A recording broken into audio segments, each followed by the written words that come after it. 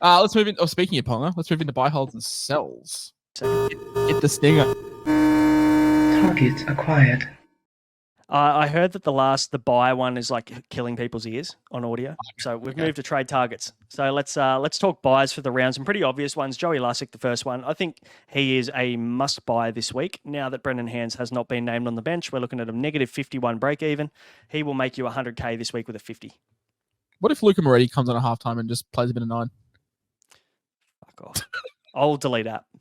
That'll do me. I will say a full-time AFL player. Kai Pearce-Paul, look, he is a buy. Like, I'm not going to say no to him. I'm personally going to wait a week, but I think he's an absolutely fine downgrade. We said him last week. If you don't have Terrell May, what are you doing? What's doing? Pretty much. And to be fair, he's only still 28% owned. So he is not massively well owned at this point in time. And I think maybe people wanted another week. Maybe they saw him named on the bench, and we've talked a lot about bench players versus starters and how you need to kind of change your mentality around that. But Terrell May is a must-have. I'll tell you what, I've got a lot of orange dots in my forward pack at the moment. Yeah, got Liam Henry. I got Henry. I got May. Potentially Curran. Like, got a lot of orange dots happening. It's probably too many for my comfort zone. Ronaldo Mulatalo as a buy. Is that purely based off the draw? Because his draw's great. He plays the Tigers. He's also the second highest averaging Supercoach player. He hurt me so much. He hurt my feelings. He hurt my soul. Mate, he hurt me the physically. Week we will buy him. He'll go 100, 100, 100. We're like, okay, cool, let's jump on. He'll get 6, and Sione Katoa will go 100, 100, 100. And we're like, all right, well, maybe we'll get Sione Katoa, and then they'll both stink. Yeah, always the way. No, as soon as you move off him, off Mulatalo, he'll be fine, and he'll go back to scoring hundreds. When I joke and I say he hurt me last year, I did jump on him after he got, I think he averaged 95 over 3 rounds. Everyone jumped on. He got 26 for the next 3-4 rounds. So that's just the way that it is. But Mulatalo is a rocks or diamonds kind of guy. But the thing is that they're playing the Tigers into the Raiders. And yes, the Raiders are 2-0, and that's all well and good. But do we see them continuing that? Are they still a nice matchup for someone like Mulatalo for the Sharks? Like, I feel like Mulatalo negative 22 break even this week could be a 700K guy in a couple of weeks if he gets a couple more scores and lead you up to a Val Holmes or something for the rest of into Origin. Also, are we just overplaying this Tigers Sharks matchup? I think last time the Tigers were at Leichhardt, they may have pulled off pretty good upset in the rain, if my memory serves me correct. Well, against a team that wear black from memory, that have won 3 comps in a row. Like, I don't know. Like, no. Look, Trell Mitt. Now, the beauty of Trell Mitt is he has a hard sell date. Round 7 is the perfect time to jump off. Yep. And not only can you jump off Trell Mitt, but you pick up Kalen Ponga, who gets a brilliant fixture swing with a team that maybe has found some form. You know, the Knights still suck. KP sucks. All right. Well, how about Reece Walsh against the Tigers, against the Raiders, against the Dolphins? Like, you've got plenty of options here. Trell Mitt, good draw, hard sell point, fullback roulette. You've got a couple of fullbacks with some high break evens. Trell Mitt, he's uninterested. He doesn't do anything. Yeah, he still scores points, though. Did nothing round 1, 110. Did nothing last week, 80. Trell Mitt, he pumps out tackle bust for fun. He goal kicks. I don't know, man. Like, I'm buying into this Trell Mitt narrative of, like, he just wants to shut everyone up. The timing is right. The narrative is right. The draw till round 7 is beautiful. You jump off him then, and you ride into the sunset with one of these guys that are going to do could well. Get suspended for 6 weeks after this game, though. Guaranteed. Almost a lock. But anyway, that's fine. But I do like Trell Mitt. I think he is probably one of the best buys if you're going to sell Ponga. Now, the logic then we talk about, do you sell Ponga? So we'll talk about that very soon. But let's move on to the holds before we.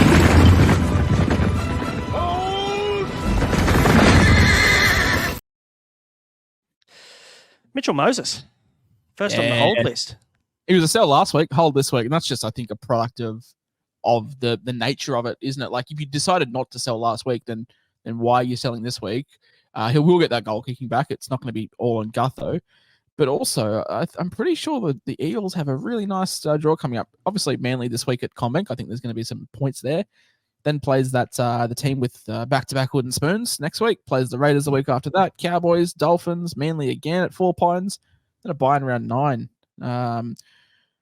Good sell-off point there because then he does go into the Broncos, Storm, Rabbitohs, Sharks. So pretty good time to jump off in round 9. But I think if you've come this far, you just stick it out.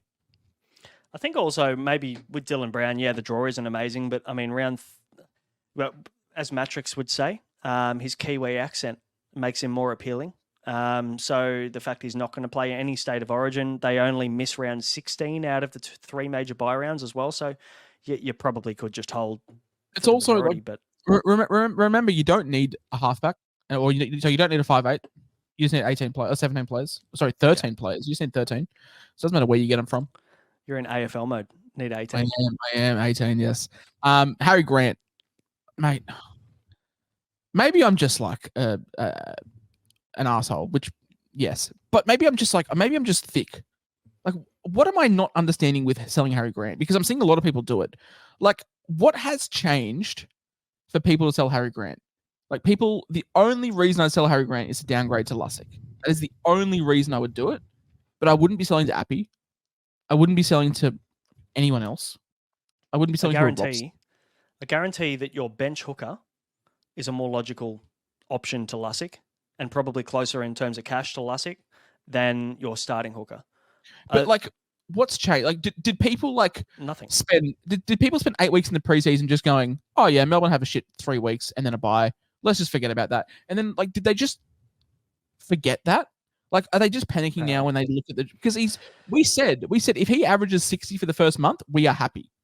We said this. Like, all preseason, we were like, okay, the draw sucks, then it gets really good. Grant's the best hooker by far. 55. He's averaged 55. So, really, his break-even's 105. He could score that this weekend against the Newcastle Knights, who have looked awful. And also, no Munster, no Hughes. Who's going to fucking do anything on this team? It's going to be Harry Grant. He's going to be relied upon in this game to do the majority. Now, him and Pappenhausen, we know him and Pappenhausen are probably one of the better duos in the competition in terms of stacks. We could see these two really take over in this game, and I would not be surprised in the slightest if we see a Storm win against a Newcastle when they're underdogs, because the Newcastle are favourites in this game somehow. Yep, $1.86 to $1.96. Newcastle are favourites. But yeah, Harry Grant, man, I'm just not selling him. Like, Lussick, we've been given a gift from the gods to bail us out in round 4. We're sitting here going, fuck, we have to play Danny Levi in round 4. We've been given the gods have taken Hosking away, but they've given us Lussick.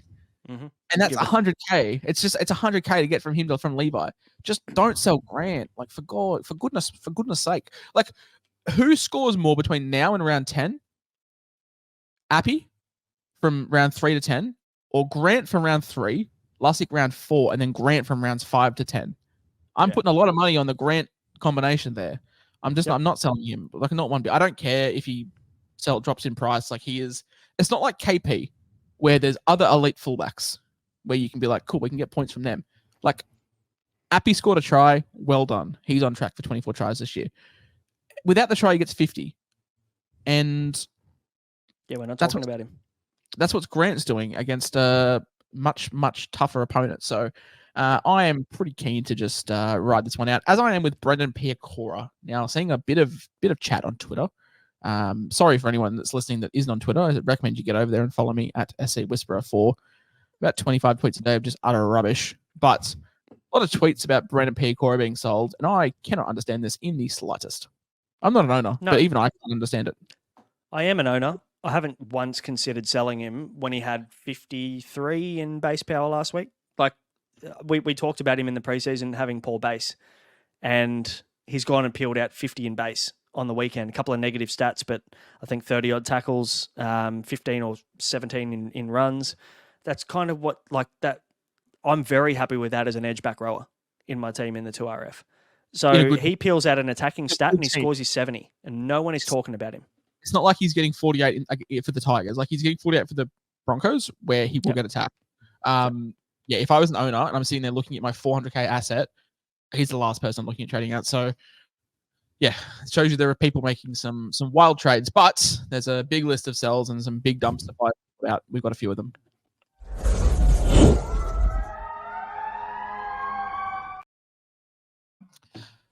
Man. I thought he was going to be a stud. Mm. He was supposed to be the man. Helam Lukey. High grade syndesmosis. The only reason I wouldn't be selling this week is if my VC goes bonkers. That's the only reason I wouldn't be selling. But if you don't have that conundrum, get rid of him. As is Greg Marzu. Braino. Painful, isn't it? Yeah. I mean, look, we were very lucky to dodge that. One of the very small amount of things that we dodged this year so far. But Greg Marju, 4 weeks, it looks like he'll be out. Surgery on that wrist/hand issue, whatever it is. So yeah, you definitely have to, with the price that he's at, you definitely have to move him on. And Sua Wong, probably another guy, unfortunately, that you have to move on as well, considering he's in the extended bench. So you could probably hold out a little bit and just see what goes on here with these 24-hour cuts. But if he obviously is named outside that 17, you can probably move him on comfortably as well. Just before we touch on the next one, because he's the highlight of the sell, Tommy Leesman, he put in the, so let's go back to Piacora, because he put in the chat, Whisperer, are you looking at getting Piacora in 2 to 3 weeks when the draw opens up? Now, I hate the sell that much that I'm answering yes to this. I think Piacora could be a great pickup.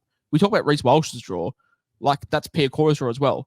So Piacora is absolutely a guy I'm looking at picking up in a couple of weeks. If I can get Piacora for like 430, 440, that's a steal, I think, just from what I've seen. And this is like the beauty of the game. Like, you've got to just be able to go, you know what? I was wrong. Let's see how he goes against some tough matchups. But yes. Yeah, I was just going to say, he's 426 right now. So does this mean that you're admitting that you were wrong on Piacora and that you're going to pick him up? I'm not going to admit that I'm picking him up, because if he comes out and just stinks it for the day, if that was just a high work rate game for him, then, but from what I've seen, like, I don't see why I wouldn't be looking at picking him up. Like, if Sean Lane caps out, absolutely a great move. But actually, let's leave him, because we'll do him at the end, because he'll take the most talking points. But Drew Hutchinson stinks. Bum. Just move him on. I'm very surprised he made it, still actually got named this week. Like, what are they doing with Toby Sexton? Because he is by far and away the better 7. Hey, what? Jason Demetrio needs to get on the blower and just go, hey, Gus, yeah, do you want Shaq Mitchell? And we'll take Toby Sexton? 100%. Or, you know what? Maybe the Gold Coast Titans use a 7. They could really use someone like a Toby Sexton, yeah, hey? They could. No, but like Drew Hutchinson has gone 34-32 in a draw. Yeah, he's got the Titans this week, which could get some points. But then it's the Bunnies, Roosters, Melbourne, Newcastle. Like, man, it just didn't work out. You haven't lost anything. Just you're not going to make anything either. Just sell before it's too late. And you're stuck with him. And Denny Levi, I feel it's a little bit harsh. I don't think this is a slide on Denny Levi. I think it's just a admission of Joey Lussick. Yeah, and also the fact that Danny Levi can't crack 40 with a try is also a very large concern. We have been absolutely bailed out hard here. We have been we've been given a gift. Matrix was the biggest bailout of the fucking year when he played him in round 1 for his 45 with a try. That'll be the best score that Danny Levi ever scores. We probably would have, if he didn't score round 1, we would have had to call Lifeline for Matrix, because 9 points at halftime, absolute ridiculous. But let's move on to the headline act of the sells. And I was pretty anti-selling him, but you look at the draws, you realize things open up, you realize that there's 159 break even, you realize that Tyson Gamble still gets named. It's KP, mate. Averaged 110 last year when he was at fullback goal kicking. Stats. It's just not gelling, is it? It's not happening for the Knights. And I guess now you've got two other considerations now. One might be a positive. I'm not sure whether the other one is. Now, Greg Marju being out, they've got a really good combination on the left. Now, when you take out such an attacking weapon in Marju, there's a lot less threat in Anari Tuala. Now, that then probably creates this whole, what we saw in round 1 for Roger Tuivasa-Sheck, where he just got swarmed and pretty much doubled every time he caught the ball. Do we see that now for Ponga? Are they going to be absolutely swarming the shit out of him whenever he gets the ball? I think they will be. You don't need to leave much. Yeah, you can leave the wing open. Yep. I don't know. Like Fisher in the chat is saying that KP is not passing the eye test for me at the moment. I would strongly disagree. Like, I think KP is passing the eye test with flying colours. It's just the Knights suck, and Gamble is just like killing him. Like I think KP looks really good, and that's why it's so hard for me to sell because he looks great. Like he nearly scored twice last week. You know, nearly had 2 try assists. I keep saying nearly. I know that nearly doesn't score your points, but like it will turn. And I think KP looks good. It's just the Knights that don't look great. So yeah, it's a tough one. Also, with Hastings is out as well, does Cogger benefit Ponga now in terms of the way that he plays? Because from what I've seen, he plays a little bit more direct than what Hastings does. So it'd be very interesting, an interesting watch if you are somebody that's going to hold on to Ponga to see how this all gels. Yeah, and that's what Lex says in the chat here. As you guys don't remember Cogger giving like ball to clear in the grand final, and we absolutely do. And that's the thing. Like that's why for me, Ponga isn't a slam dunk sell. You can never slam dunk sell a guy of KP's quality. It's just, can you get the same production for cheap prices, or can you get a massive price swing to picking back up in round 7 when the Knights do eventually find some form? Because I do think they will. It's just going to be a case of when. But that leads me to my next point, that if you don't sell, you have to run this out. Yeah. Oh, yeah, that's right. And to be honest, I have been very tempted to just not go with Trell, just hold Ponga and just ride the wave. Because shout out to Aman, who's done the stats on the best draws for fullbacks or the best matchups for fullbacks up until round 11. Ponga still takes the cake, or very close in comparison, from round 1 to 5 and from round 5 to 10. So Ponga's matchups in the first 10 or 11 rounds, even up until Origin, are still ace. So it just, you need to decide, are they going to come good? Are the Knights going to improve? Or are we going to basically just fade the Knights completely, which is, I've seen in the chat from Josh Baxter a fair bit.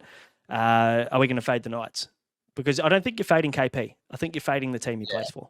That's why I did want to disagree with Fisher there. Like I think KP's passing the eye test. I don't think this is a if I can speak, goodness me, I don't think this is a him issue. I think this is a Knights as a whole. Like I said to you on Sunday, mate, there was like 6-7 times where Gamble would just throw this dog shit ball on the 4th tackle, and KP would have to jump on it, and then it just takes him out of the equation. And it's just like, what's happening? But yeah, that's going to be the sells for this week.